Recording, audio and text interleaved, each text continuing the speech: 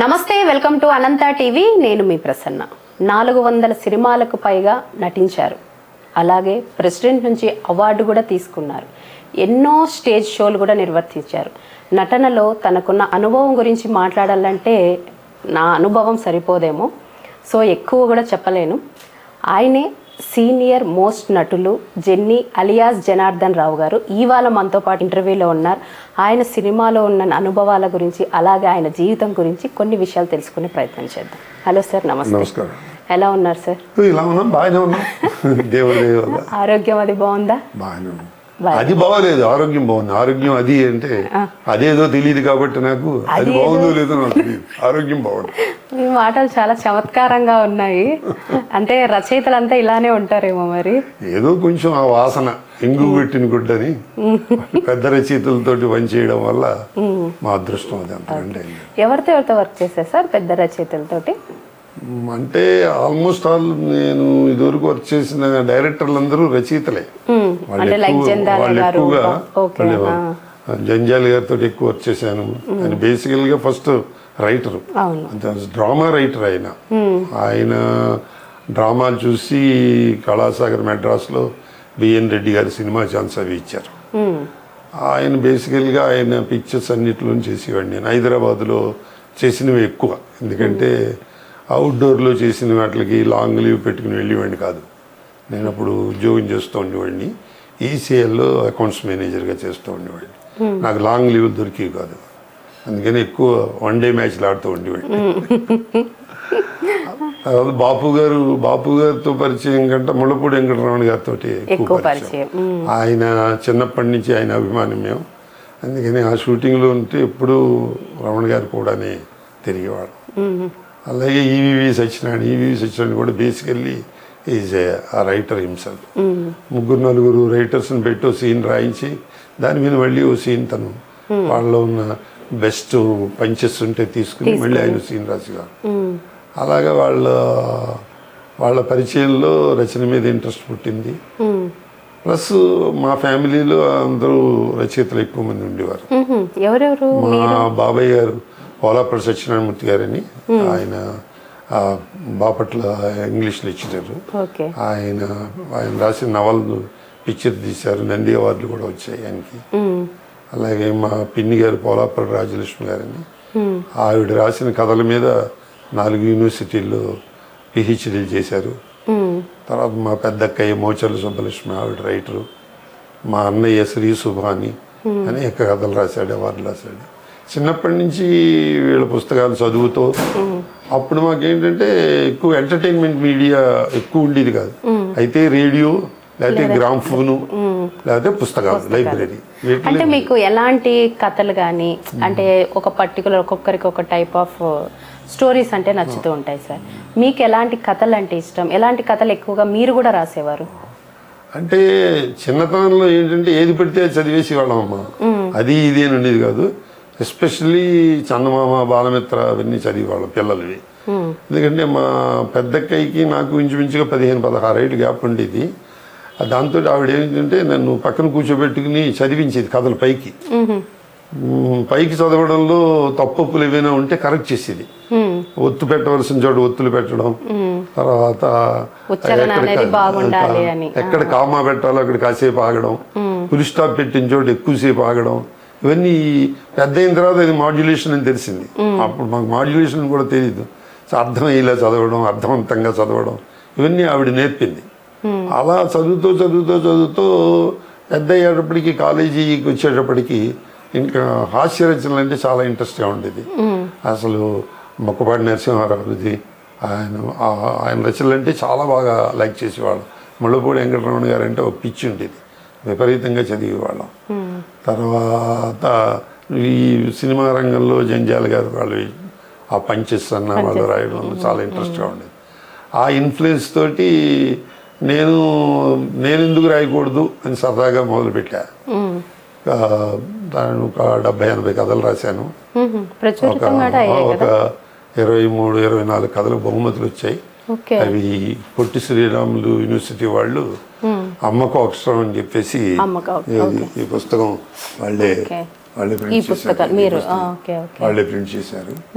తర్వాత ఇంకొక 25 కథలు ఎంఎస్కో వాళ్ళు విజయవాడ వాళ్ళు పుస్తకం రిలీజ్ చేశారు. దీంట్లో కామెడీవి సెంటిమెంట్ కథలు అన్నీ ఉన్నాయి. ఓకే అంటే నార్మల్ మనం మాట్లాడే వాడుక భాషలోనే కథలన్నీ కూడా. అప్పుడు రేడియో కూడా బాగా ఇన్ఫ్లుయెన్స్ చేసేది మమ్మల్ని చిన్నప్పుడు. రేడియో నాటకాలు విపరీతంగా, రేడియో సప్తాహం జరిగేవి. రేడియో నాటకాల్లో విపరీతంగా నండూరి సుబ్బారావు గారివి, తర్వాత శారదా శ్రీనివాసన్ వీళ్ళందరూ విపరీతంగా వినడం. తర్వాత నేను కాలేజీలోకి వచ్చిన తర్వాత ఇంచుమించుగా ఒక 40-50 ఏళ్ళ నుంచి నేను రేడియో ఆర్టిస్ట్ని. రేడియోలో విపరీతంగా నాటకాలు వేసేవాళ్ళం. రేడియోలో ఆడిషన్ ఆర్టిస్ట్ని. తర్వాత అక్కడ కొన్ని నాటకాలు కూడా రాశాను. అటు నుంచి అటు స్టేజ్ పర్ఫార్మెన్సెస్ కూడా. మీతో పాటు స్టేజ్ మీద కో ఆర్టిస్ట్గా చాలా మంది ఉన్నారు. ఇప్పుడు ఈ సినిమా ఇండస్ట్రీలో ఉన్న వాళ్ళే లైక్ తలకెళ్ళ భరణి గారు, ఇలాగా వీళ్ళంతా. ఇంకా ఎవరెవరు ఉన్నారండి మీతో పాటు స్టేజ్ ఆర్టిస్ట్? మాకు ఫస్ట్ నాటకాల గురువు దేశరాజ్ హనుమంతరావు ఉండేవాడు. పోయాడు అతను. అతని దగ్గర నేను, కోటా శ్రీనివాసరావు, సుబ్బరాయ శర్మ మేమందరం కలిసి యాక్ట్ చేస్తూ ఉండేవాళ్ళం. టీవీలో కోటా శ్రీనివాసరావు కూడా బేసికల్లీ మాకు ఒరే స్నేహితుడు, stage artist, radio artist, TV artist. ఇది ఆ తర్వాత చాట్ల శ్రీరాములు గారని theatre arts head of the department. ఆయన ఈ నిజాం కాలేజీలో 3 years కోర్స్ ఉండేది. దాంట్లో ఆ కోర్సులో చేరాము మేము. తర్వాత ఏఆర్ కృష్ణ గారు అని చెప్పి ఆయన నాట్య విద్యాలయాన్ని రవీంద్ర భారతి పైన వినయ్ థియేటర్లో వాళ్ళు థియేటర్ ఆర్ట్స్ కోర్స్ ఉండేది. Post graduation diploma in theatre arts అని చెన్నారెడ్డి గారి హయాంలో. అక్కడ చాట్ల శ్రీరాములు గారు వర్క్ చేసేవారు. ఆ రోజుల్లో ఏంటంటే మాకు 2 years థియరీ క్లాసెస్ ఉండేవి, 1 year ప్రాక్టికల్స్ ఉండేవి. ప్రాక్టికల్స్ ఏంటంటే రవీంద్ర భారతిలో జరిగిన నాటకాలు చూస్తూ దాని మీద రివ్యూ రాయడం అనమాట. స్టూడెంట్స్గా ఉన్నప్పుడు ఆ రివ్యూలో మాకు నచ్చిన సంఘటనలు ఏమిటి, సన్నివేశాలు ఏంటి, పాత్ర ఏంటి, నచ్చకపోతే ఎందుకు నచ్చలేదు అంటే చిన్నతనం కదా, మాకు తోచిన అభిప్రాయాలన్నీ రాసేవాళ్ళం. అవి నెక్స్ట్ డే క్లాస్లో డిస్కస్ చేసి దాంట్లో ఉన్న తప్పు ఒప్పులు చెప్తూ ఉండేవారు.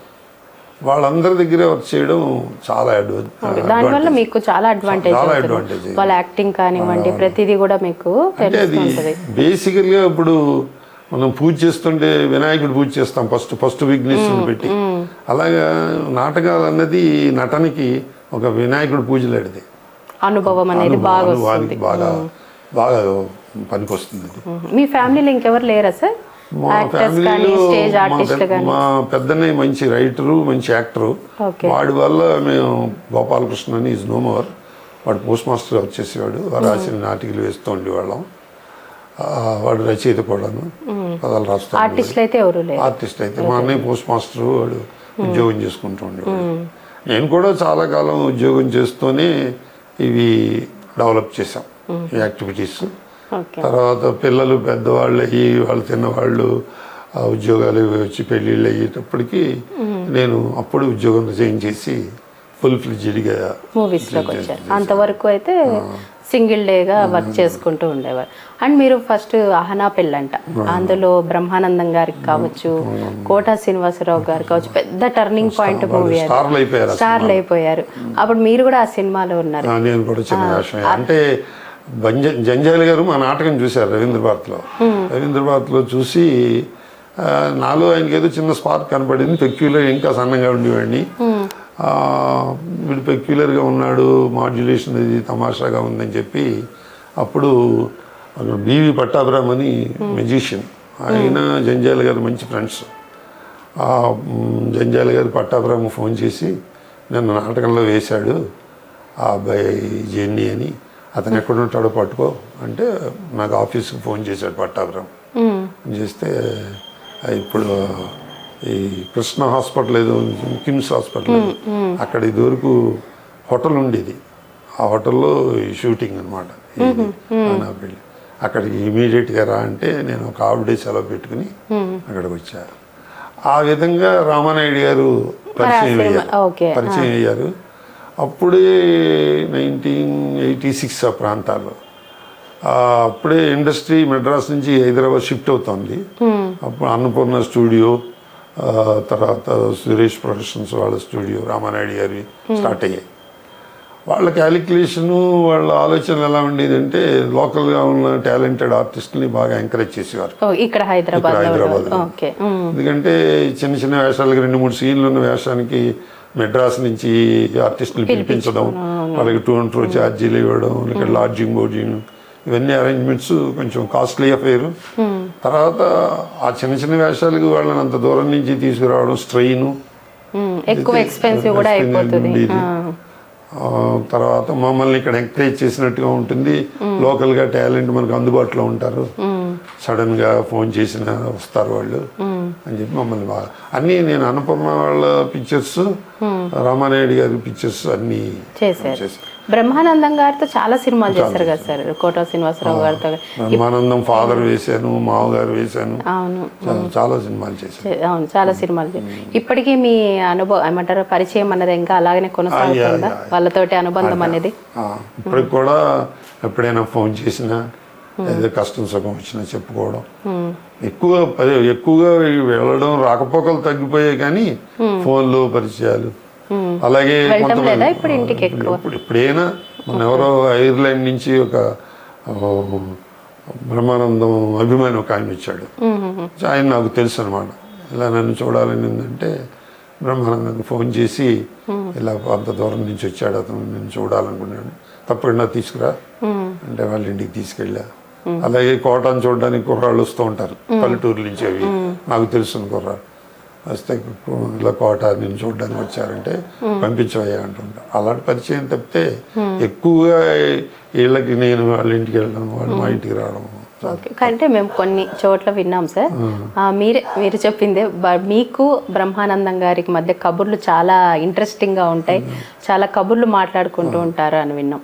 అలాగా మీరు మాట్లాడుకునే కబుర్లు ఎలా ఉంటాయి అంటే మాకు కూడా తెలుసుకోవాలని ఉంది, చెప్తారా? అంటే మీ కన్వర్జేషన్ ఎలా ఉంటుంది? అంటే ప్రత్యేకంగా ఈ కబుర్లు ఆ కబుర్లు అంటూ కాదు. ఇప్పుడు సపోజ్ అతనికి బికాజ్ ఎంఏ తెలుగు, చాలా లిటరేచర్లో చాలా అనుభవం ఉంది బ్రహ్మానందానికి, హాస్యప్రియుడు. తర్వాత కథల మీద వాటి మీద నేనేంటంటే నాకు అలవాటు షూటింగ్కి ఏదో పుస్తకం పట్టుకుని వెళ్ళడం చేసి, నాకు షార్ట్ లేనప్పుడు చెట్టు కింద కూర్చుని ఏదో చదువుకుంటూ ఉండడం పుస్తకం. ఎవరైనా లైక్ మైండెడ్ పీపుల్ ఉండి, లేకపోతే నాతో నా పరిచయం బాగా ఉంటే కబుర్లు చెప్పుకోవడం అలా చేస్తూ ఉండేవాళ్ళం. దాని మీద బ్రహ్మానందం ఏం చదువుతున్నావు, ఏంటి ఆ పుస్తకం ఏంటి అని అడగడం, ఆ పుస్తకంలో కథ గురించి అడగడం, అతనికి ఉన్న ఇంట్రెస్ట్ మీద ఎప్పుడు అడుగుతూ ఉండేవాడు.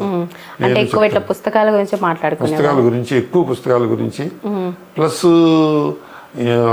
నాటకాల గురించి ఎక్కువ అడిగేవాడు. నాటకాలు కూడా వచ్చేవాడు తనప్పుడు. అప్పుడు ఏంటంటే ఇప్పుడు ఏంటంటే ఇంటర్వ్యూలు అవి వాట్సాప్లో ఏదో ఒక సీన్ చేయడం, డైరెక్టర్ పంపించడం, అలా ఈ టెక్నాలజీ ఇంప్రూవ్ అయింది కదా. మేము చేసే రోజుల్లో మాకు టెక్నికల్గా ఈ ఫెసిలిటీ ఉండేది కాదు.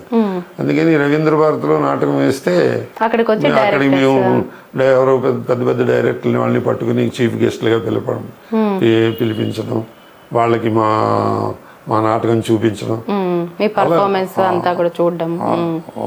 అప్పుడు రసరంజని అని చెప్పేసి ఒక మంచి థియేటర్ ఉండేది. 5 రూపాయల టికెట్ నాటకానికి. సోమవారం నుంచి శనివారం వరకు వారం రోజులు ఒకే నాటిక. 6:30కి మొదలెడితే 8:30కి అయిపోయేది. అండ్ ఉపన్యాసాలు, చీఫ్ గెస్ట్లు, సన్మానాలు అవి ఏమి ఉండవు. It is purely theatre arts అన్నమాట. దానికి సినిమా వాళ్ళు చాలామంది వచ్చేవారు. పుష్టారెడ్డి గారు కూడా ఒకసారి ఏదో మేము నాటకం వేస్తుంటే, ప్రస్తుతం ఏం వేస్తున్నారు జని గారు మీరు నాటకం అంటే, మేము అప్పుడు సైలెన్స్ ప్లీజ్ అనేది నాటిక, శంకరమంచి పార్థసారథి గారిని చాలా మంచి రైటరు, కామెడీ చాలా బాగా రాస్తారు. ఇప్పుడు తల్లావజ్జల సుందరం అని మాకు డైరెక్టర్. అంటే రాళ్లపల్లి గారు శ్రీమురళీ కళానిలయం అని ఒక అసోసియేషన్ స్థాపించారు ఆయన దాంట్లో మేమందరం భరణి, నేను, తల్లావజ్జల సుందరం మేమందరం వర్క్ చేసేవాళ్ళం. అతను రాసిన నాటిక, శంకరమంచి పార్థసారథి రాసిన నాటిక సైలెన్స్ ప్లీజ్ అని, అది వేస్తున్నామండి అని చెప్పా కృష్ణారెడ్డి గారికి. నేను చూడడానికి రానా అన్నారు. నాటకం అప్పుడు మంచి ఆయన చాలా పెద్ద డైరెక్టరు, చాలా ఎక్కువగా తీస్తూ ఉండేవారు సినిమాలు. సార్ మీరు అలా అంటారు కానీ నాటకం చూడడానికి ఎక్కడ వస్తారు, మీకు టైం ఎక్కడ ఉంటుందండి. లేదు ఆయన ఇప్పుడు సినిమా ఒకటి తీస్తున్నారు, దాంట్లో సెకండ్ హాఫ్ స్టోరీ కావాల్సి వచ్చింది, అందుకని నేను నాటికి చూడడానికి వస్తాను అని చెప్పి ఆయన ఫ్రెండ్ అచ్చిరెడ్డి గారు, తర్వాత జగత్ బాబు కూడా దాంట్లో, అప్పుడు ఆయన పిక్చర్లన్నింటిలో జగత్ బాబు హీరో, వీళ్ళు ముగ్గురు నాటికి చూడడానికి వచ్చారు రిహార్సల్. మా రైటర్ తోటి మా డైరెక్టర్ తోటి చెప్పి నేను ఫైనల్ రిహార్సల్, అప్పటికి మేము సెట్ అయ్యాం నాటికి అప్పుడు 15-20 రోజుల వరకు నుంచి చేస్తున్నాం రిహార్సల్. ఆయనకి చూపించాం, చూస్తే ఆయనకి చాలా బాగా నచ్చింది. జగద్బాబు గారు అయితే ఏంటి వీళ్ళు కట్ లేకుండా వేసేస్తున్నారు ఏంటి, స్టెచ్ లో వేసేస్తాం కదా 45 minutes, నాటికైతే 45 minutes, నాటకం అయితే 2 hours కంటిన్యూగా చేసేస్తాం కదా. అందులో 30 days 40 days రిహార్సల్ చేస్తాం కాబట్టి ప్రాంప్టింగ్ కూడా లేకుండా చేసేసేవాళ్ళం. చూసి ఇమీడియట్ గా మా రైటర్ని పిలిచి రైట్స్ తీసుకుని అగ్రిమెంట్ టైప్ చేసి ఆయన అడ్వాన్స్ ఇచ్చి మా రైటర్కి పేమెంట్ ఇచ్చి తీసుకున్నారు. తర్వాత ఆ నాటికి ఇన్ఫ్లుయెన్స్ వల్ల ఇంకొక నాటికి కూడా వచ్చారు ఆయన. ఆ నాటికి క్లిక్ అయినది బ్రహ్మానందం దొంగ, దాంట్లో దాంట్లో నంది అవార్డు వచ్చింది మా నాటికి చూసి పెట్టింది. మీ నాటికి చూసి అందులో క్యారెక్టర్ డిజైన్ చేశారు, సైలెన్స్ ప్లీజ్ అని మా నాటికి పేరు. సినిమా కొంచెం మార్చి. అవును, వినోద సినిమాలో దొంగగా ఉంటారు బ్రహ్మానందం, డైలాగ్స్ అనేవి ఉండవు అందులో ఒకటి కూడా. తర్వాత అలాగే బలేవారి ఇంకో నాటిక, ఆ నాటికి కూడా రైట్స్ తీసుకుని పెట్టారు. అది సినిమాలోకి ఆయనకి వర్కౌట్ అవ్వలేదు, సినిమాలో పెట్టలేదు కానీ రైట్స్ తీసుకున్నారు. అలాగే అప్పుడు మాకు ఇంకో ప్లస్ పాయింట్ ఏమిటంటే పరుచూరి వెంకటేశ్వరరావు అబ్బాయి పరుచూరి రఘుబాబు అని, అతన్ని హీరో చేద్దామని చెప్పి అతనికి గుర్రపు స్వారీ, ఫైటింగ్లు, నటన అన్ఫార్చునేట్లీ అతనికి సమ్ ప్రాబ్లం వచ్చి పాపం హార్ట్ అటాక్ వచ్చి పోయాడు. పోతే అతను మెమరీ మీద పరుచూరి రఘుబాబు మెమోరియల్ నాటక పోటీలు అని చెప్పి 30 ఏళ్ల నుంచి నడుస్తున్నాయి, స్టిల్ ఇప్పటికీ నడుస్తున్నాయి. చేసి అతను మెమరీ ఆ నాటక పోటీలు పెట్టి సహజంగా ఏంటంటే ప్రతి నాటక పోటీల్లో ఉత్తమ నటుడు, ఉత్తమ హాస్య నటుడు, ఉత్తమ విలను ఇలా ఇస్తారు ప్రైజులు. కానీ వాళ్ళు ఏం చేశారంటే ఫస్ట్ టైము అనౌన్స్ చేస్తూ మేము 6 ఉత్తమ నటుల్ని సెలెక్ట్ చేస్తాం, అంటే కమెడియన్, విలను ఇలా కాకుండా ఈ 6 సినిమా ఛాన్సులు ఇస్తాం అని చెప్పేసి ఓపెన్ గా అనౌన్స్ చేశారు. చూసిన నాటకాలు అన్నింటిలో ఇంచుమించుగా 10 నాటికలు వేశారు నాటకాలు. దాంట్లో సెలెక్ట్ చేయాలి. అన్నపూరి వీరేంద్రనాథ్, జేవి సోమయాజులు గారు జడ్జిలు దానికి. వాళ్ళు దాంట్లో నేను, రఘునాథ రెడ్డి అని చెప్పి అతను, మీకు అప్పుడు ఛాన్స్ ఇచ్చారు, అందరికి ఛాన్స్ ఇచ్చారు. నాకు అప్పుడు ఏ సినిమాలో చేశారు? అది నాగేశ్వరరావు గారి హీరో, దాంట్లోనే బ్రహ్మానందం మావగారి వేసి నేను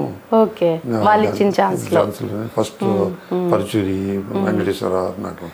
పరుచూరి వెంకటేశ్వరరావు కూడా మా నాటకాల మిత్రుడు. అతను ఏజీ ఆఫీస్లో వర్క్ చేసేవాడు.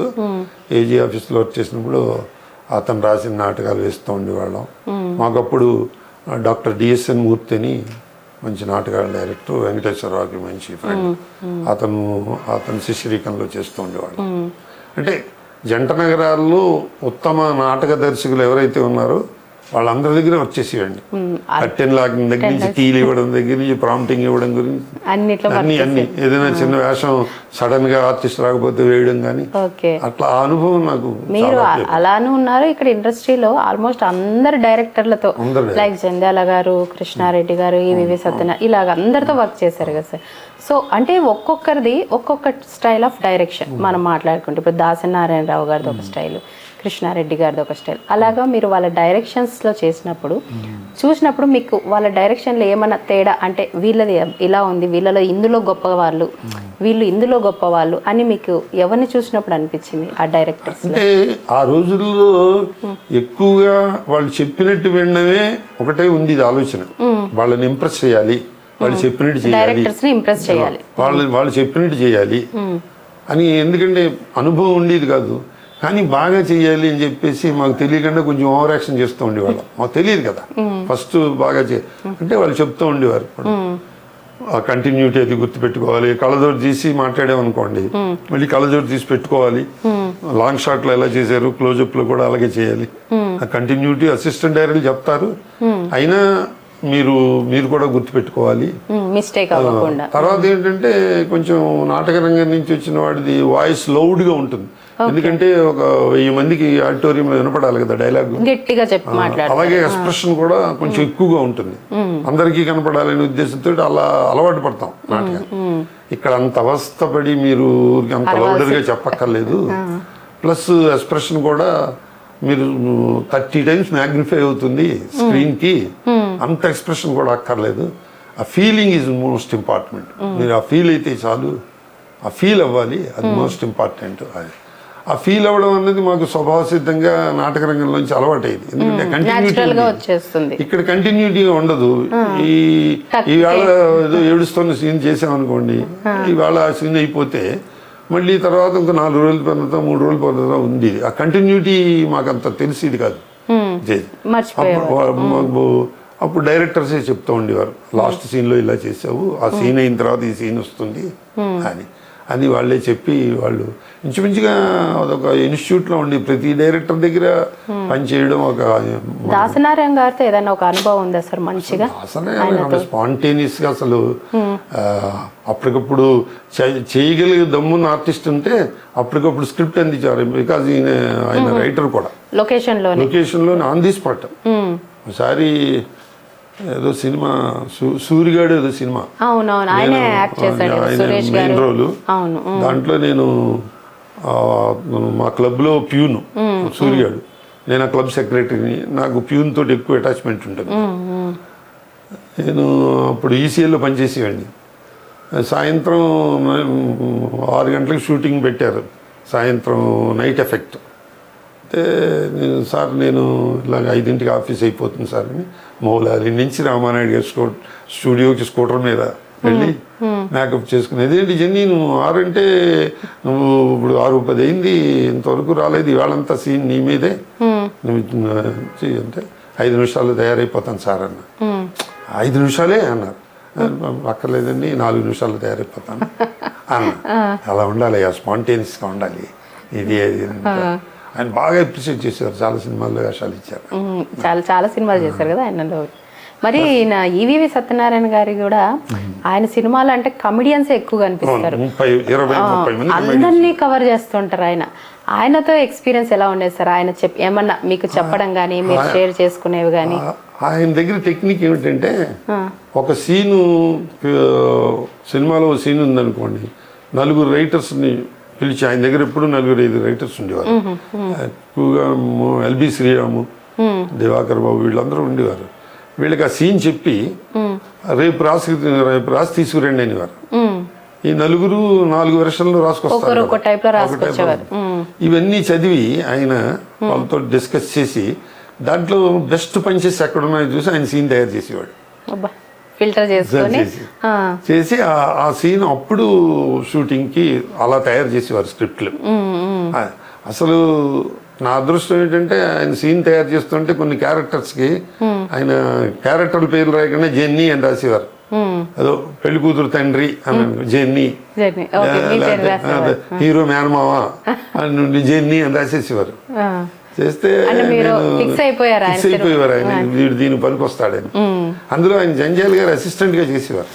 అప్పుడు మనం బాగా క్లోజ్ గా అబ్జర్వ్ చేసేవారు. చేస్తే నేను అనేవాడిని, ఏమండి 100 మంది 1000 మంది ఆర్టిస్టులు ఉన్నప్పుడు మేము గుర్తొచ్చి స్క్రిప్ట్లో జర్నీని రాయడం మా అదృష్టమే, కానీ ఇంతకు మించి మీకు గుర్తు రావడం మా దురదృష్టం అండి, ఇంతకు మించి మీకు గుర్తు రావడం అనేవాళ్ళం.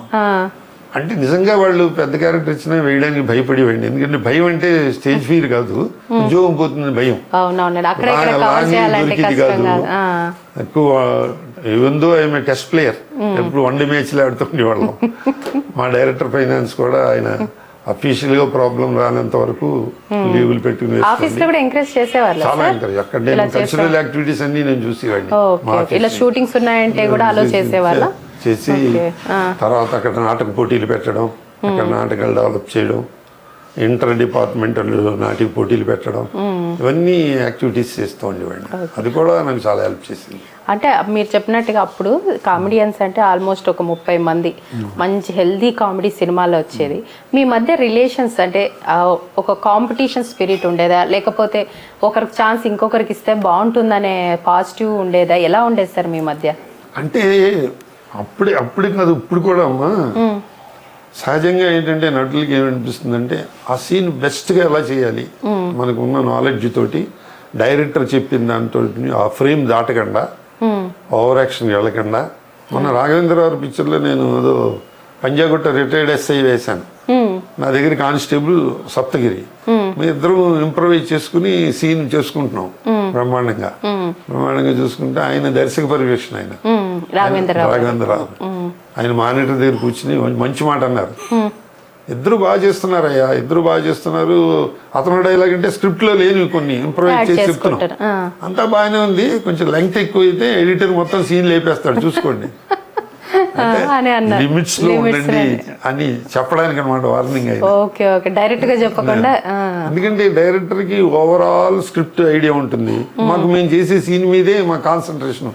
ఈ సీన్ ఎలా పండించాలి, ఈ సీన్ లో బెస్ట్ అని ఎలా అనిపించుకోవాలి అని మాకు తెలియకుండా అనవసరంగా లెంగ్త్ ఎక్కువ పెట్టిస్తూ ఉంటాం. దానికి జంజాల్ గారు మంచి మాట అనేవారు. చాలా మంది చాలా ఇంటర్వ్యూలో చెప్పాను కూడా, రైటర్ రాసిన దానికి మీరు చేసిన యాడ్ లిప్స్ ఏదైనా ఉంటే అది ఫ్లేవరు గ్లామరు తీసుకురావాలి, నాట్ లెంగ్త్. ఇంత రైటర్ ఇంత రాస్తే మీరు ఇంత చెప్పడం కాదు, ఆయన కొంచెంలో ఒక్క సెంటెన్స్ లోను మీరు చెప్పగలిగిన బెస్ట్ మీరు ఇంప్రవైజ్ చేసి దానికి బ్యూటీ తీసుకురావాలి. అదే ఆ ఇంప్రవైజేషన్ అంటే, లెంత్ పెంచడం కాదు. ఆ మాట నాకు ఒక భగవద్గీతలో ఒక వాక్యంలో అనిపిస్తుంది. ఇప్పటికి కూడా చాలా కాషియస్ గా ఉంటాను అనమాట నేను. 4-5 సార్లు అనుకుని ఇది చేస్తే బాగుంటుంది, అది చేస్తే బాగుంటుంది అని డైరెక్టర్ అప్రూవల్ తీసుకుని చేస్తే ఇది బాగుంది, ఇలా అని చూడండి అలా అని చూడండి అంటూ ఉంటారు డైరెక్టర్. దాంట్లో బెస్ట్ తీసుకోవడం ఆయన ఎప్పుడూ అది చెప్తూ ఉండేవారు. ఇప్పటికీ నేను అది ఫాలో అవుతూ ఉంటాను.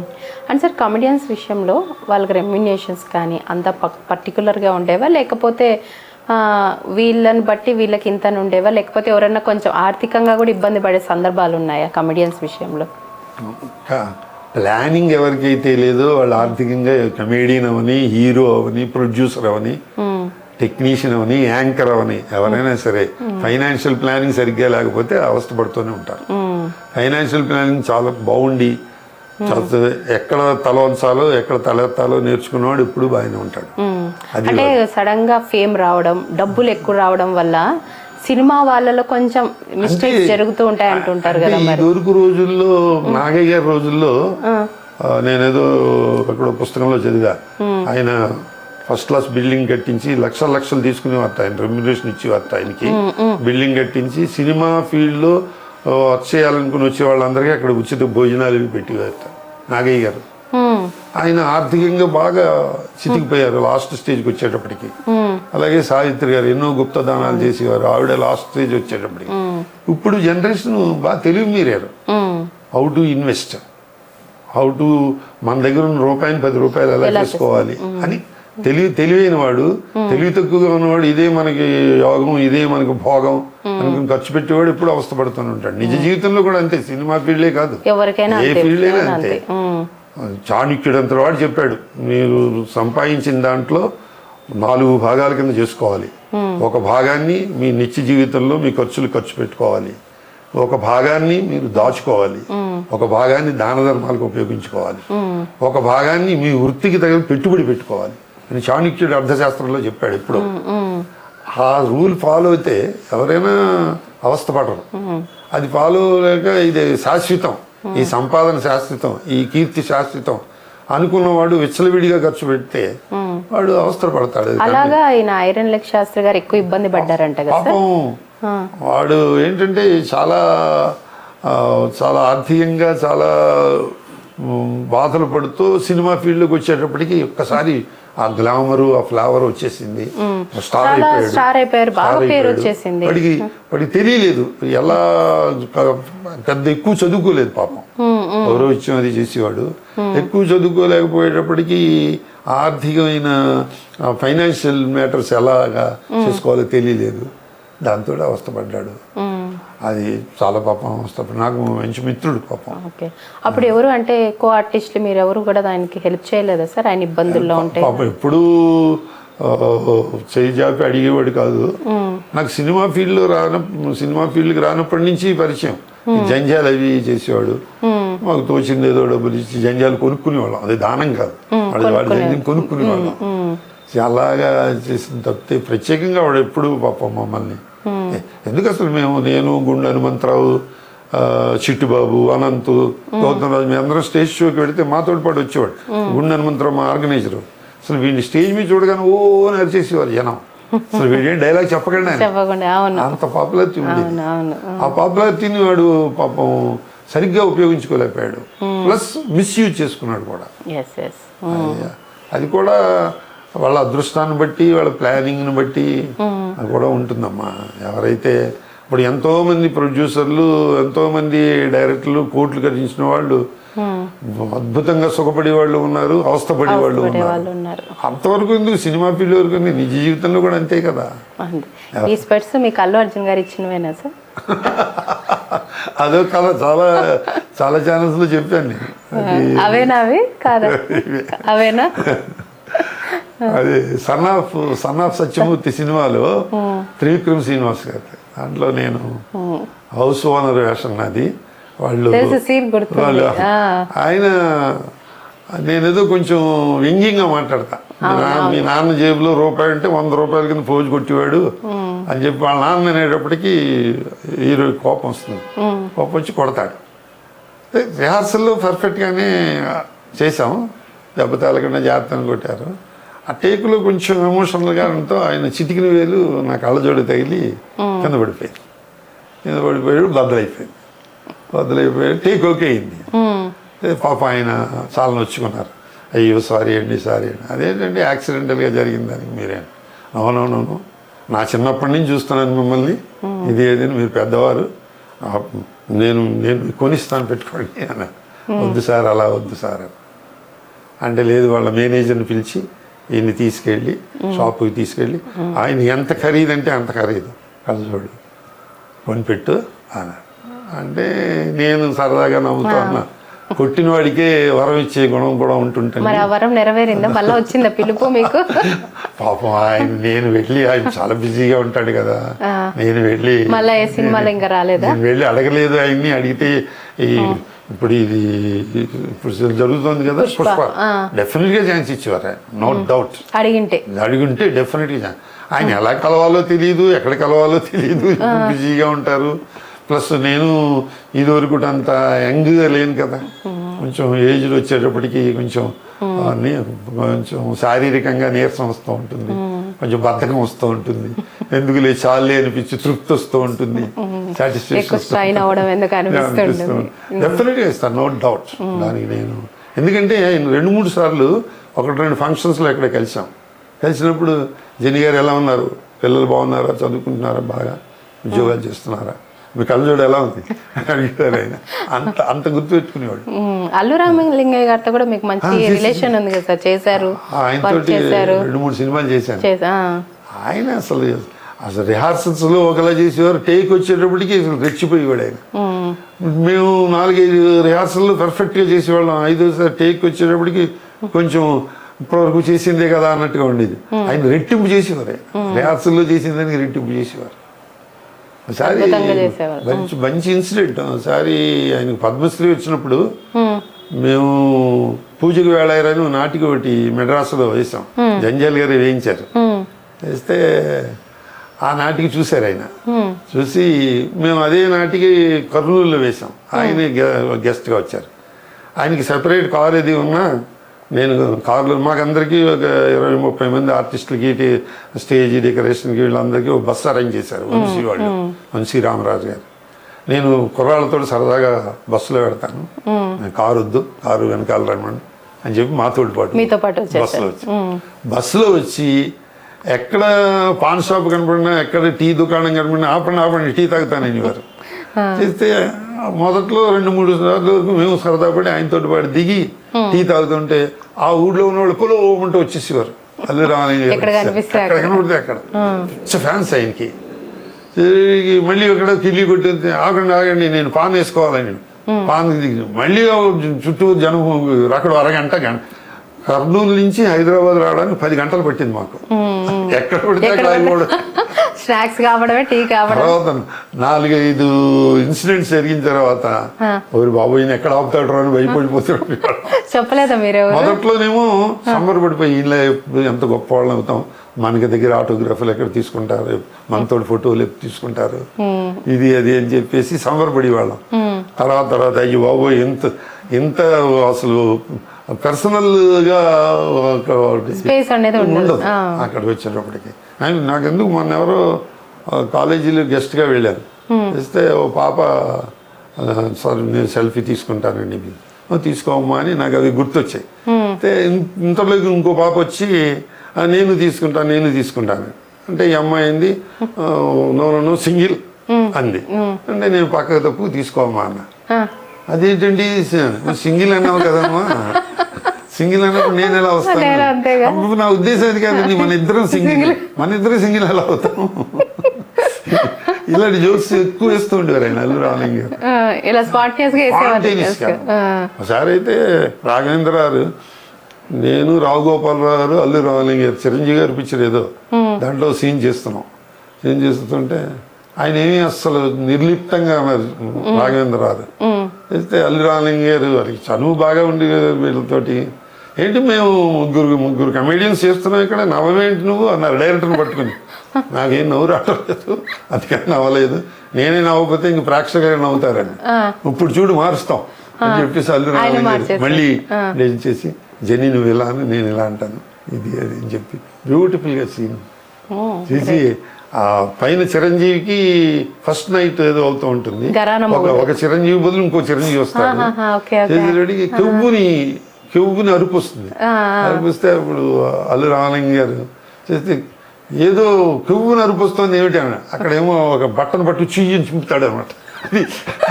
అక్కడ ఫస్ట్ నైట్ లో కెవ్వుని అరుపు వచ్చినందుకు ఇక్కడ మన ముగ్గురు అరుద్దాం ఒకసారి అన్నాడు. ముగ్గురు అరిచాం, అప్పుడు బాగుంది, అప్పుడు బాగుంది.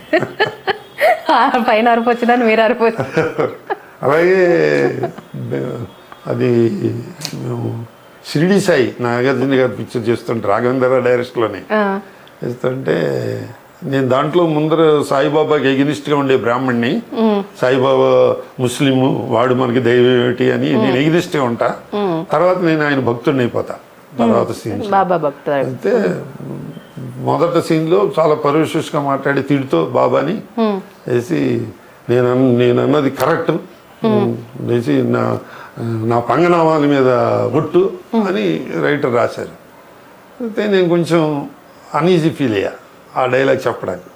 ఆయన కనిపెట్టేశారు, పిలిచి ఏంటి ఏదో అన్ఈజీ ఫీల్ అవుతున్నావు ఏంది, సార్ నేను బ్రాహ్మణ్ణి కదండి, బ్రాహ్మణ్ణి కథాపరంగా మిగతా కాస్ట్ వాళ్ళు బ్రాహ్మణ్ణి వేళాకోళం చేస్తుంటే పంగనామాలు అంటారు, నేను నా పంగనాల మీద ఒట్టంటే పంగనామాల మీద నాకెందుకో మనసు ఒప్పుకోవటం లేదు సార్ అనడానికి అన్న. మరి అయితే ఏమంటావు, ఏం వెరీ సింపుల్, నా బొట్టు మీద ఒట్టు అంటానండి సరిపోతుంది. అలాగేను, దానికి ఎందుకు అంత ఎనర్జీ ఫీల్ అవుతావు, అలాగేను కరెక్టే నువ్వు అన్నది, పంగనామాలు అన్నది కొంచెం వ్యంగ్యంగా ఉంది, నీ నువ్వు అనుకో, ఇంకో క్యాస్ట్ వాడు ఎవరైనా అంటే పర్వాలేదు. అంత చిన్న కరెక్షన్స్ కూడా వాళ్ళు జాగ్రత్తగా చూస్తారమ్మా. అక్కడే మనకు ప్లస్ పాయింట్, అక్కడే మైనస్ పాయింట్ కూడా. అది నేను కరెక్ట్గా చెప్పకపోతే ఇతను స్క్రిప్ట్లో చెప్పకుండా ఏవో చెప్తాడు, ట్రబుల్ మేకర్ అండి అతను వద్దు అనేసి చెప్పేస్తారు. లేకపోతే కొంచెం జాగ్రత్తగా ఇంప్రూవ్ చేసి పర్ఫెక్ట్గా కనుక ఆ సీన్ పండిస్తే, ఎందుకే ఊరికి అవస్థపడతారు, దాని గురించి మెడ్రాస్ నుంచి ఆర్టిస్ట్ని పిలవడం ఎందుకు, ఆ జెన్యున్ పిల్లండి వచ్చి చేసి వెళ్ళిపోతాడు అని ఓ ప్లస్ పాయింట్ అయింది. తర్వాత ఇంకొక లక్ ఏమిటి అయిందంటే, మేము ఫైనాన్షియల్గా పెద్ద డిమాండ్ చేసేవాళ్ళం కాదు. ఉద్యోగం ఉండేది 1వ తారీఖు కల్లా చక్కగా బ్యాంకులో క్రెడిట్ అయిపోతూ ఉండేది. దీని గురించి అంత ధ్యాస ఉండేది కాదు. వాళ్ళు ఇచ్చిన డబ్బుతోటి బియ్యం కొనుక్కోవాలి, వాళ్ళు ఇచ్చిన డబ్బుతోటి మనం ఏదో పిల్లల్ని చదివించాలి, ఇవి ఇవి ఉంటే కొంచెం ఆర్థికంగా ఇబ్బందులు పడేవాళ్ళు. అది ఉద్యోగం ఉన్న వాళ్ళని ధైర్యం ఉండి వాళ్ళు ఎంత ఇచ్చినా పుచ్చుకుని అది నాటకాలు ఖర్చు పెట్టుకునే వాళ్ళం. వాళ్ళకి అప్పుడు మీకు ఇప్పుడు కమిడియన్స్ కున్నంత రెమ్యునేషన్ లేదా sir? Remuneration cost of living పెరిగిపోయింది కదా మా అప్పటి రూపాయికి ఇప్పుడు రూపాయికి ఎంత తేడా. నాకు వచ్చే చిన్న జీతంలో 400-500 రూపాయలతోటి రిచ్గా బతికేవాళ్ళం. ఇప్పుడు అదే 4-5 లక్షలు. అదే మనీ డివాల్యూ అయిపోయింది కదా. అందుకని ప్లస్ డిసిప్లైన్, ఆఫీస్కి వెళ్ళడం అలవాటు కదా. 8 అంటే 8 కంటే పంచి కొట్టాలి కదా, సంతకం పెట్టాలి కదా. అలాగే షూటింగ్ కూడా ఏ టైం ఉంటే ఆ టైంకి వచ్చేవాళ్ళం. ఆ డిసిప్లైను, పెర్ఫార్మెన్స్, డిసిప్లైన్ ఒకటే కాదు పెర్ఫార్మెన్స్ కూడా ఇవ్వాలి కదా. పెర్ఫార్మెన్స్ ప్లస్ ఫైనాన్షియల్ ట్రబుల్ ఇవ్వకూడదు. ఈ 3 లక్షణాలు నాకు ఉండేవి. అందుకని నాకు నెంబర్ ఆఫ్ రోల్స్ వచ్చేవి. కానీ నేను అంటే ఏ వృత్తి అయినా షైన్ అవ్వాలంటే ప్రొఫెషనల్ 24/7 అదే పనిలో ఉండాలమ్మా. హాబీగా చేస్తే రిజల్ట్స్ హాబీగానే వస్తాయి, ప్రొఫెషనల్గా చేస్తే ప్రొఫెషనల్గానే వస్తుంది రిజల్ట్స్. అది నేను అనుభవంలోకి వచ్చేటప్పటికి 80 ఏళ్ళు వచ్చేసాయి. అండ్ సార్ అప్పుడు కామెడీ కానీ సినిమాలో ఉన్న కమెడియన్స్ కానీ అంటే డైలాగులు కానీ సీన్స్ కానీ చాలా హెల్తీగా అనిపించేవి. ఇప్పుడు కొంచెం ఈ జనరేషన్కి వస్తే కమెడియన్స్ కానీ డైలాగ్స్ కానీ కొంచెం ఏమంటారు అందరూ చూసే విధంగా లేవు, అందరూ వినే మాటలు రావట్లేదు, దాన్నే కామెడీ అంటున్నారు అని కూడా అంటున్నారు. మీరేమంటారు మరి ఇప్పటికీ అప్పటికి కామెడీ చూస్తే? ఈ క్వశ్చన్ ఈ మార్పులు నా బారసాల నుంచి ఉన్నాయి. ఎందుకంటే మా చిన్నప్పుడు నప్పడాల కర్ర ఆవకాయ బద్ద అని పాట కూడా ఉండేది కస్తూరి శివరావు వాళ్ళందరితో.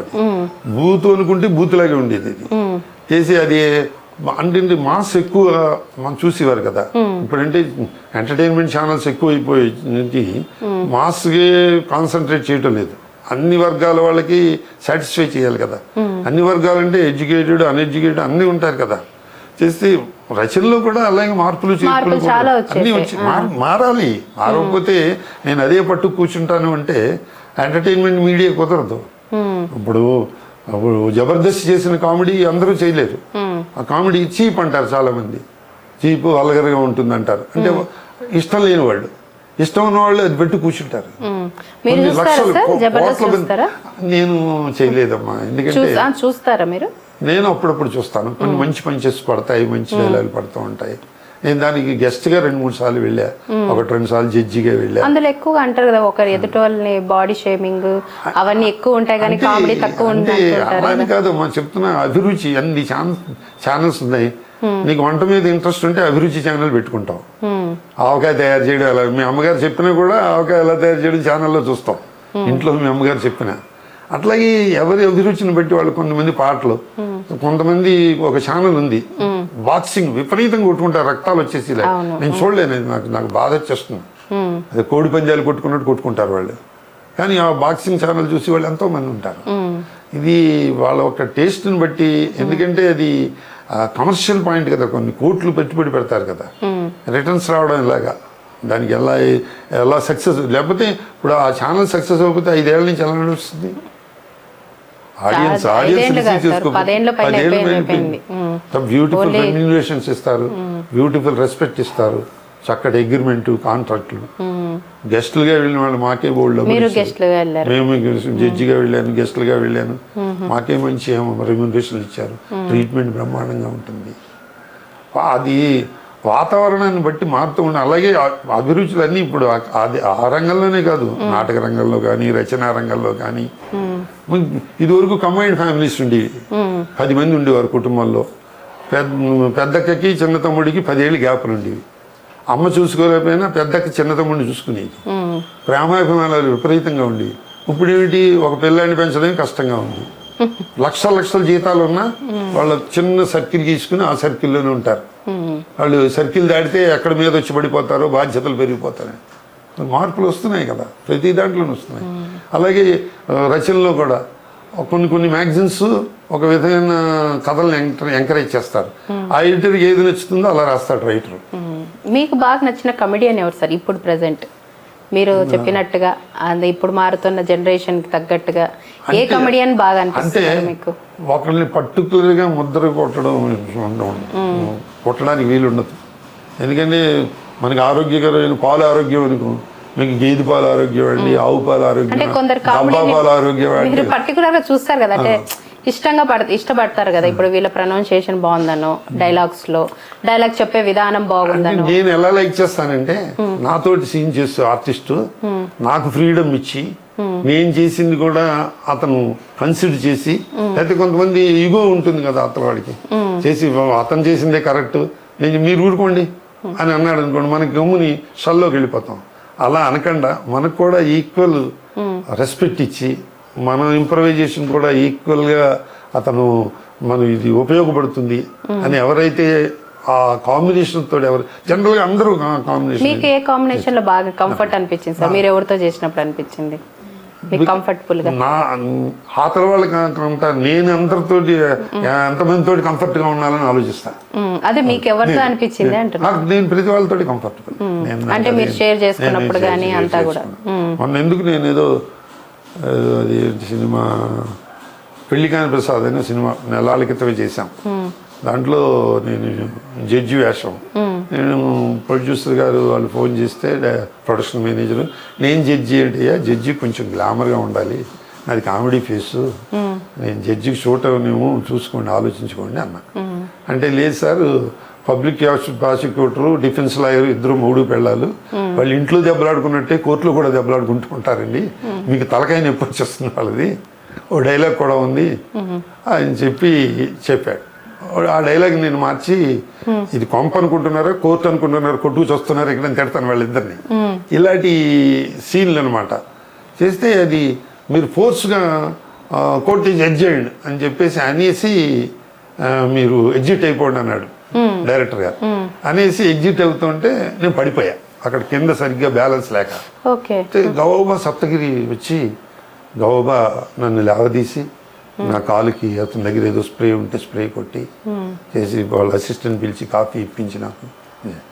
ఈ మానవత్వం అన్నది ఇప్పుడు హాస్యంలోనే కాదు, మనిషికి మానవత్వం అన్నది ఉండాలి కదా. అంతమంది ఉన్నారు అక్కడ, మించుమించుగా ఒక 100 మంది ఉంటారు. మరి అతను ఎందుకు రియాక్ట్ అయ్యాడు?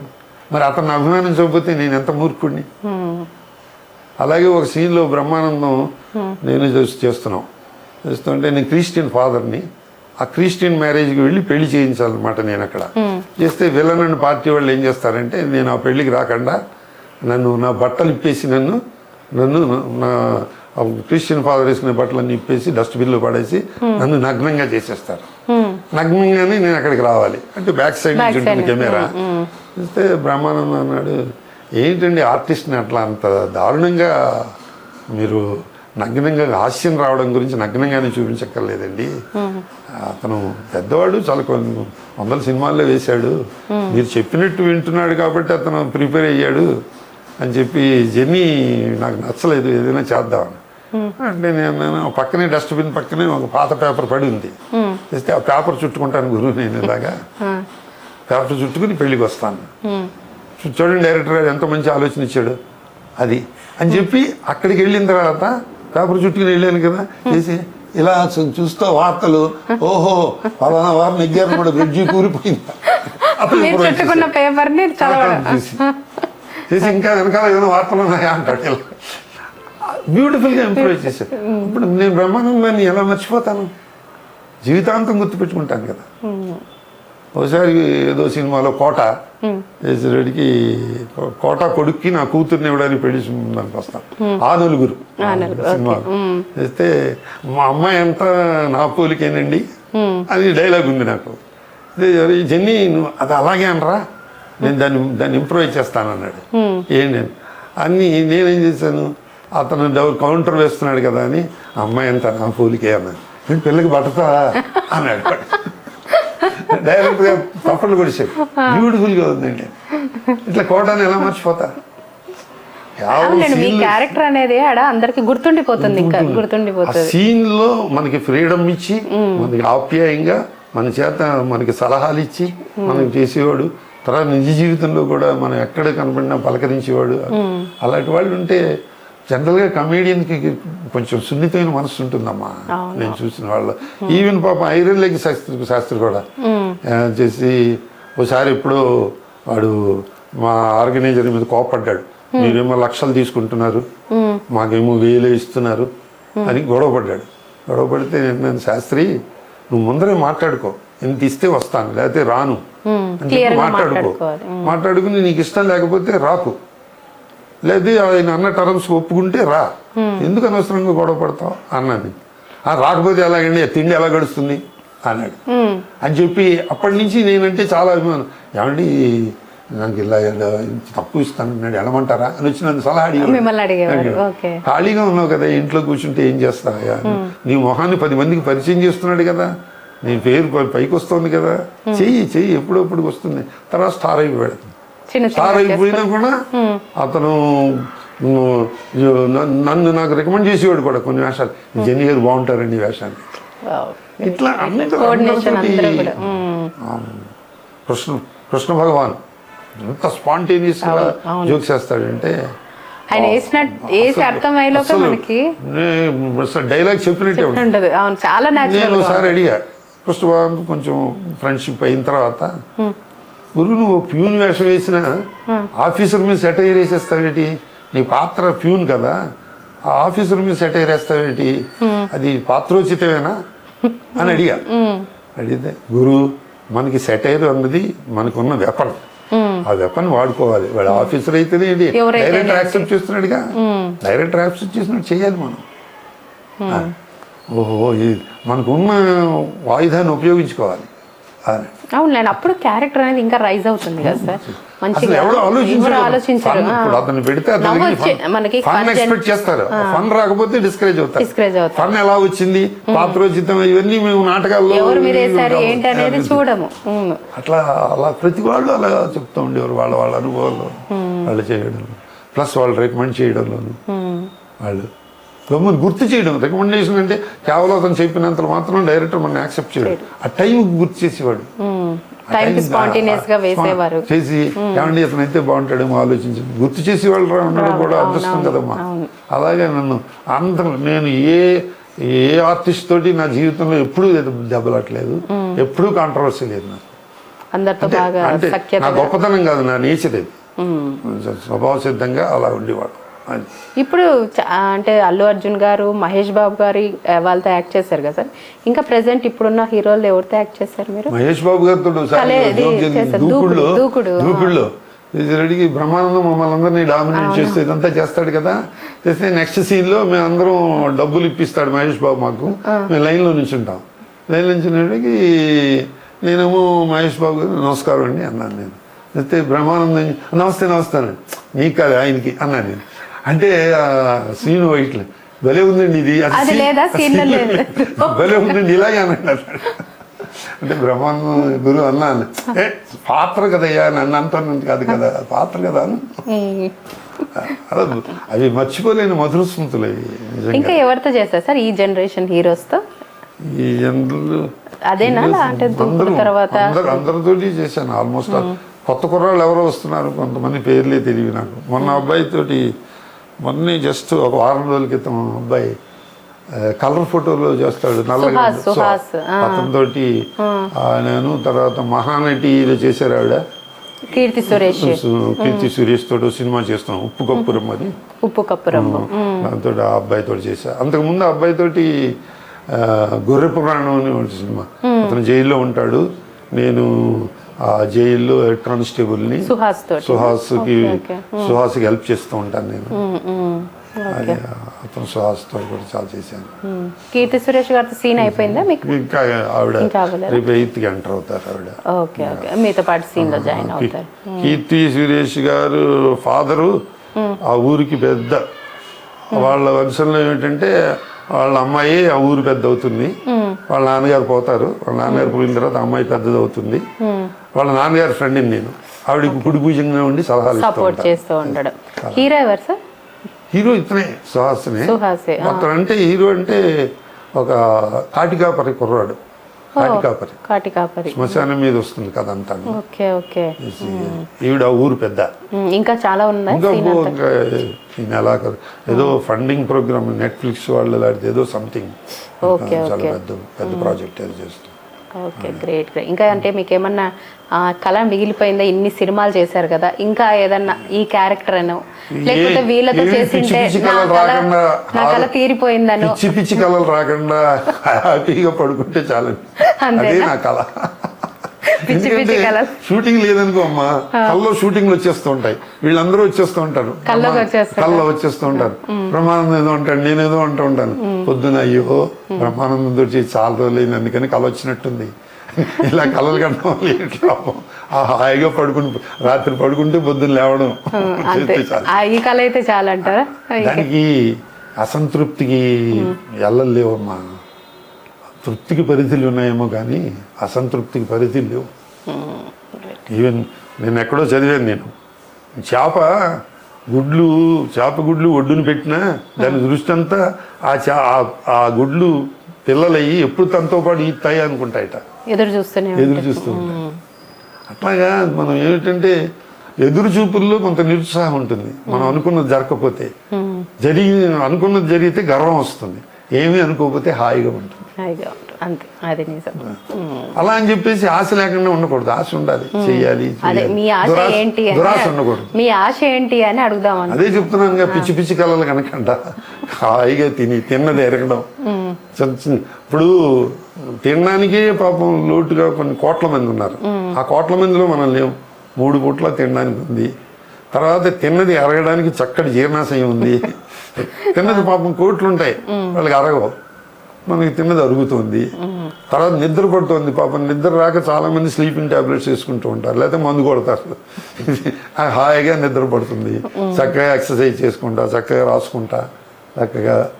మొన్న సరదాగా ఓ సినిమా కూడా స్క్రీన్ ప్లే రాశా. మా ఫ్రెండ్ తల్లావజుల సుందరం ఆయన నవల్ రాశాడు, ఆ నవల్ని లో బడ్జెట్లో పిక్చర్ చేసాం. చేస్తే మా ఫ్రెండ్స్ అందరూ కలిసి తీశారు. మా ఫ్రెండ్సే చెప్పారు, అతనితోటి మీ గురువుతోటి ఫాలో అయ్యావు కాబట్టి స్క్రీన్ ప్లే నువ్వే రాయను. భరణి కూడా అదే మాట్లాడు, భరణి కూడా యాక్ట్ చేశాడు. మూవీ పేరు ఇది నిర్ణయం అని, ఇప్పుడు సెన్సార్ సర్టిఫికేట్ కూడా వచ్చింది. దానికి బిజినెస్కి ట్రై చేస్తున్నాం, ఓటీటీకి వాటికి ట్రై చేస్తున్నాం. Great great sir, thank you so much sir. Me experience అంతా చాలా చక్కగా వివరించారు. ఎక్స్పీరియన్స్ అన్నది ఒక నిజంగా ఒక గనిలాడిదమ్మా, తవ్విని బుద్ధి వస్తూ ఉంటుంది. అదే మీరు చాలా విషయాలు చెప్తూనే ఉన్నారు దాని తర్వాత. అంటే అడిగేవాళ్ళు ఎవరు ఉంటారు ఈ రోజుల్లో? ఇప్పుడు చెప్తుంటే మా పిల్లలకే బోర్ కొడుతుంది, వాళ్ళకి ఏదో అఫీషియల్ సినిమాలకు వద్దాం అనుకోలేదా? నా అదృష్టం వచ్చింటే వాళ్ళ గురించి తిరగడంతో నేను ఇంకా ముసలాండి అయిపోయేవాడిని. వాళ్ళ కోసం తిరిగా. మా అబ్బాయి బ్యాంక్ ఆఫ్ అమెరికాలో అసిస్టెంట్ వైస్ ప్రెసిడెంట్ షార్గోలోను. మా అమ్మాయి హౌస్ వైఫే. మా మనవరాలు మా అమ్మాయి కూతురు లండన్లో వర్క్ చేస్తుంది. మా అమ్మాయి కొడుకు మా మనవడేమో ఇక్కడ అమెరికన్ బ్యాంక్ దాంట్లో వర్క్ చేస్తున్నాడు, ఇంగ్లీష్లోని. మా అబ్బాయికి 2 ఆడపిల్లలు, పెద్ద అమ్మాయి బీటెక్ ఫైనల్ ఇయర్ చదువుతుంది, రెండో అమ్మాయి ఇంటర్మీడియట్. అంత కంఫర్టబుల్, 50 ఏళ్ళ నుంచి same wife, same house, same family, అంతా great sir. Same balance, bank balance కూడా పెద్ద ఇంప్రూవ్ అయింది ఏం లేదు, అని వడ్డీ వస్తూ ఉంటుంది. Okay great. మొత్తానికి అంత పీస్ఫుల్ గా ఉంది, ప్రశాంతంగా ఉంది. మొన్న ఒక కథ చదివానమ్మా, ఒక్కొక్క పిల్ల దాన్ని తోక పట్టుకుందుకు, తోకలో హ్యాపీ, సంతోషం, ఆనందం ఉందని అది క్యాచ్ చేయడానికి తోక పట్టుకుందుకు, తోకలో ఉందని చెప్పి తిరుగుతుంటే గిరగిరా. ఇంతలోకి ఒక పెద్ద కుక్క వచ్చింట. ఏంటి చేస్తున్నావు అంటే, నా సంతోషం, ఆనందం నా తోకలో ఉందని గ్రహించాను, దాన్ని క్యాచ్ చేయడానికి నేను ట్రై చేస్తున్నాను అంటే పెద్ద కుక్క అందిట, నాకు తెలుసు సంతోషం, ఆనందం తోకలో ఉందని, కానీ దాన్ని నేను క్యాచ్ చేయడానికి ట్రై చేయటం లేదు, 24 hours ఆ తోక నా కూడా ఉండేలా చూసుకుంటున్నాను అందిట. దాంట్లో ఎంత ఫిలాసఫీ ఉంది చూడము ఆ కథలో. ఇలాంటి కథలు చదువుతుంటే ఏం జరుగుతుందంటే,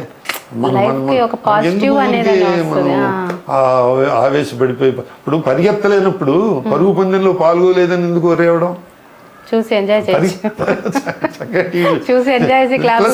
వాడికి కప్పు వచ్చేసింది, నాకు టండూల్కర్ కొట్టాడు నేను కొట్టలేకపోతున్నాను ఏడిస్తే ఏమిటి లాభం నా మాట ఎవరు ఏం చేయాలో అదే వస్తుంది అంతే. అందుకని అది హౌ యూ డిజైన్ అన్న దాని మీద ఉంటుందమ్మా. ఎగ్జాక్ట్ చెప్పడం వేరు, ప్రాక్టీస్ వేరు. చెప్పింది ప్రాక్టీస్ చేయగలిగితే చాలు. చాలు. Happiest thing. మొన్న ఎవరు ఛానల్లో అతను పాపం గొప్ప గొప్ప కమేడియన్స్ ఏవిఎస్, ధర్మవరం సుబ్రహ్మణ్యం, వేణుమాధవ్ వీళ్ళందరూ పోయారండి అన్నాడు ఏదో మాట సందర్భంలో. అంటే నేను అంత గొప్ప కమేడియన్ కాదండి, కానీ ఎప్పటికప్పుడు గొప్ప కమేడియన్ అవుతానండి అన్న. ఎప్పటికప్పుడు ఫాల్స్ ఉండలేదు కదమ్మా. మంచి జోక్ వేసారండి నేను. జోక్ కాదే, ప్రాక్టికల్గా చెప్తున్నాను. అందుకే సార్ చెప్తున్నాను, ఇలాంటి సీనియర్స్ ఇలా మాటలు వింటే మేము చాలా మిస్ అయ్యామేమో అనిపిస్తూ ఉంటుంది. అప్పుడు మీరున్న జనరేషన్ కావచ్చు, మీ మాటలు కావచ్చు, ఫ్రెండ్స్, మనం చదివిన పుస్తకాలు, మనం పెరిగిన వాతావరణం ఇవన్నీ నేర్పుతాయమ్మా ఆటోమేటిక్గా. అంతే. ఇప్పుడు మీ నాన్నగారు ఉన్నారా అని అడిగే కుటుంబంలో మనం పుట్టామనుకో, మనం అలాగే అడుగుతాం. మీ అమ్మ మొగుడు ఎక్కడికి వెళ్ళాడని అడిగేవాడు ఉన్నాడు అనుకోండి, మీ అమ్మ మొగుడు కూడా నాన్నే కదా. కానీ అడిగే విధానం అలా ప్రాక్టీస్ అవుతుంది. ఏ గూటి చిలక ఆ గూటి పలుకు. గ్రేట్. అంతే sir. Thank you so much sir. ఇలాగే హ్యాపీగా ఉండాలి, మమ్మల్ని ఇంకోసారి వచ్చినప్పుడు ఇంకా నవ్వించాలి అని కోరుకుంటున్నాం. సినిమాలో నవ్వించారు కదా, సో కాబట్టి నవ్విస్తూనే ఉంటారు. కూడా అంతే, జీవితంలో కూడా హాయిగా నవ్వుకోవచ్చు కదా. నాకు తెలిసి మేడం బాగా ఎంజాయ్ చేస్తాను మీ పంచుల్ని. మా ఇంట్లో అసలు మొన్న ఎప్పుడో అది దాని ఏంటి ధనత్రయోదశి అంటారు కదా, బంగారం కొంటారు కదా ఆడాళ్ళు, అక్షయ తృతీయ అది మా ఆవిడ అడిగింది, ఏమండి నేను గోల్డ్ తీసుకుందాం అనుకుంటున్నాను, నాకేం గిఫ్ట్ ఇస్తారు అని అడిగింది. అడిగితే నేను 50 రూపాయలు పెట్టి నైల్ కట్టర్ కొని ఇచ్చా. గోల్డ్ తీసుకుందుకు అమ్మా. అది గోల్డ్ సార్, గోల్డ్ గోల్డ్ ఆర్థిక పరిస్థితులు బట్టి నాకు అలా అర్థమైంది. నాకు మీ ఆర్థిక పరిస్థితులు బట్టి, మా ఆవిడ ఆర్థిక పరిస్థితులు బట్టి ఒక తులం కొనుక్కోవాలి. అంటే జోక్ అంటే ఎక్కడి నుంచో ఆకాశం నుంచి పుట్టదు. ఇప్పుడు చూడండి, గొప్ప కమేడియన్స్ అందరూ పోతున్నారండి. అంటే మన జీవితంలోంచి పుడుతూ ఉంటాయి, మన మాటల్లోంచి పుడుతూ ఉంటాయి. అంతే. Thank you sir, really it's a great great great interview. Thank you so much. చూసారు కదండి, ఎక్సలెంట్ ఇంటర్వ్యూ కదా, మీరు కూడా ఎంజాయ్ చేశారని కోరుకుంటున్నాను. మరో ఇంటర్వ్యూతో మరీ కలుసుకుందాం. Stay tune to Anantha TV. Thank you for Anantha TV. ఎంతోమంది అనంతంగా ఎంతోమందిని ఇంటర్వ్యూ చేయాలని చెప్పి, ఇంటర్వ్యూ చేసిన వాళ్ళని చూసే ప్రేక్షకులు అనంతంగా పెరగాలని కోరుకుంటున్నాను. Thank you sir, really it's a great great great interview. Thank you so much.